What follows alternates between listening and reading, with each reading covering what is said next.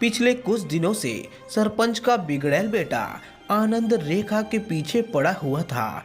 जब वह खेत पर जाती तब मुंडेर पर बैठकर उसे देखता रहता था। रेखा को यह अच्छा लगता था और वह जानबूझकर अपने कपड़े इस तरह ढीले छोड़ देती थी जिसके कारण उसका उभार दिखने लगते थे। लेकिन गांव और समाज की लाज के चलते वह इसे अनदेखा करती थी। आनंद को दीवाना करने के लिए इतना ही काफी था। रात भर रवि के साथ कमरे में रहकर रेखा की बहू नीरा जब बाहर निकलती तब अपनी सास रेखा को ऐसी निगाह से देखती थी जैसे वह एक तरसती हुई औरत है। रेखा विधवा थी, उसकी उम्र 40-42 साल की थी। उसका बदन सुडौल था। कभी कभी उसके दिल में भी एक कसक सी उठती थी कि किसी मर्द की मजबूत बाहें उसे जकड़ लें, जिसके बाद बदन का अंग अंग चटक जाए। इसी वजह से वह अपनी बहू नीरा से जलती थी। शाम का समय था, हल्की फुहार शुरू हो गई थी। रेखा सोच रही थी कि जमींदार के खेत की बुआई पूरी करके वह घर आ जाए।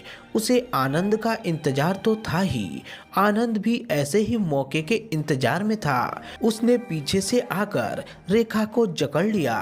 रेखा कसमसाई और उसने चिल्लाने की भी कोशिश की, लेकिन फिर उसका बदन जो लंबे समय से इस जकड़न का इंतजार कर रहा था निढाल हो गया। आनंद जब उससे अलग हुआ तब रेखा को लोग लाज की चिंता हुई। उसने जैसे तैसे अपने को समेटा और जोर जोर से रोते हुए सरपंच के घर पहुंच गई और आप बीती सुनाने लगी। लेकिन आनंद की दबंगई के आगे कोई मुख नहीं खोल रहा था। इधर बेटा रवि और बहू नीरा भी सरपंच के यहाँ पहुंच गए। रेखा रो रही थी, लेकिन नीरा से आंखें मिलाते ही एक कुटिल मुस्कान उसके चेहरे पर फैल गई। गांव में चौपाल बैठ गई थी। सरपंच और 3 पंच इकट्ठा हो गए थे। एक तरफ रेखा खड़ी थी तो दूसरी तरफ आनंद था। गांव के और भी लोग वहां मौजूद थे।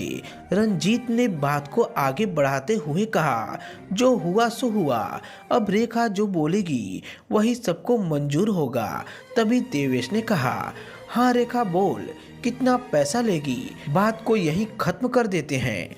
पैसे की बात सुनते ही बहू नीरा खुश हो गई और सास 2-4 लाख रुपए मांग ले तो घर की गरीबी दूर हो जाए। लेकिन रेखा बिना कुछ बोले रोते ही जा रही थी। जब सबने जो दिया तब रेखा ने कहा, मेरी समझ में सरपंच जी आनंद का जल्दी से ब्याह रचा दें, जिससे यह इधर उधर मुंह मारना बंद कर दे। रेखा की बात पर सहमत तो सभी थे, पर आनंद की हरकतों और बदनामी को देखते हुए भला कौन इसे अपनी बेटी देगा। इस बात पर सरपंच भी चुप हो गए। आनंद भी अब 45 के आसपास हो चला था, इसलिए चाहता था कि घर वाली मिल जाए तो जिंदगी सुकून से कट जाए। रंजीत ने कहा, रेखा तुम्हारी बात सही है, लेकिन इसे कौन देगा अपनी बेटी? कांटा फंसता जा रहा था और चौपाल किसी नतीजे पर नहीं पहुंच पा रही थी। इसका सीधा मतलब होता है कि आनंद को या तो गांव से निकाले जाने की सजा होती या उसके खिलाफ पुलिस में रिपोर्ट दर्ज होती।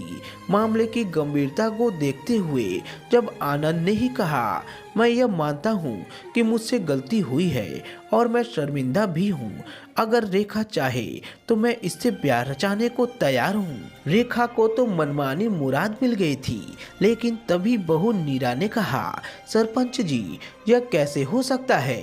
आपके बेटे की सजा मेरी सासू माँ क्यों भुगते? आप तो बस पैसे ले दे के मामले को सुलझाएं। तब देवेश ने कहा, हम रेखा की बात सुनकर ही अपनी बात कहेंगे। रेखा ने कहा, गांव की बात गांव में रहे, इसलिए मैं दिल से तो नहीं चाहती, लेकिन गांव की खातिर आनंद का हाथ थामने को तैयार हूँ। सरपंच और चौपाल ने चैन की सांस ली।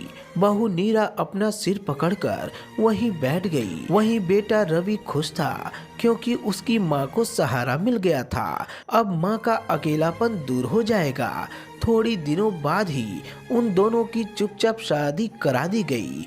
पहली रात रेखा आनंद के सीने से लगते हुए कह रही थी, विधवा होते ही औरत को अधूरी बना दिया जाता है, वह घुट घुट कर जीने को मजबूर होती है। अरे अरमान तो उसके भी होते हैं। और फिर मेरी बहू नीरा की निगाहों ने हमेशा मेरी बेइज्जती की है, उसके लिए मेरी जलन ने ही हम दोनों को एक करने का काम किया है। खुशी में सराबोर आनंद की मजबूत होती पकड़ रेखा को जीने का संबल दे रही थी। जो खेत में हुआ वही अब हुआ, पर अब दोनों को चिंता नहीं थी, क्योंकि रेखा आनंद की ब्याहता जो थी। तो दोस्तों, आपका क्या कहना है इस कहानी के बारे में? कमेंट करके हमें ज़रूर बताएं। वीडियो को लाइक कर दीजिए और इसी तरह की कहानियाँ लगातार देखने और सुनने के लिए हमारे चैनल को सब्सक्राइब करके घंटी को दबाकर ऑल पर सेट कर लीजिए, ताकि आने वाली वीडियो का नोटिफिकेशन आपके पास तुरंत पहुंच सके। तो मिलता हूं आपसे एक अगली वीडियो में, तब तक के लिए धन्यवाद।